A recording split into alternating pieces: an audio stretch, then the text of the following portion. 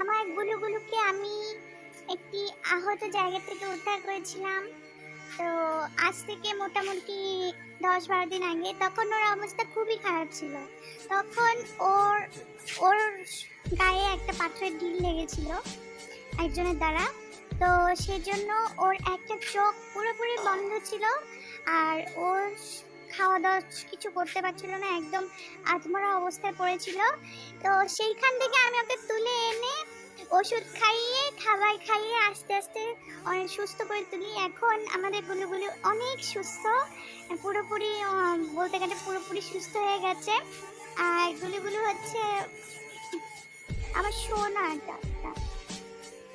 কিন্তু আমি ভাবছিলাম আমি আজকে ওকে আমি পরিবেশে ছেড়ে দেওয়ার জন্য আজকে বাইরে বের করেছি।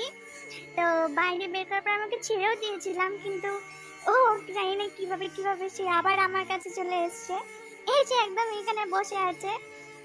তা আমার অনেক খারাপ ও কষ্টও লাগছে ওকে ছেড়ে দিতে, বাট আমি এটাও চাইছি না যে একটা মানে পরিবেশের এমন একটা মানে সুন্দর একটা জিনিসকে আমি আমার কাছে বন্দি করে রাখি। তো আমার সেটাও মন চাইছে না, যার জন্য আমি ওকে ছেড়ে দিয়েছিলাম। আমার কষ্টও লাগছে অনেক বেশি, আর ও আমাকে ছেড়ে যেতেও চাচ্ছে না।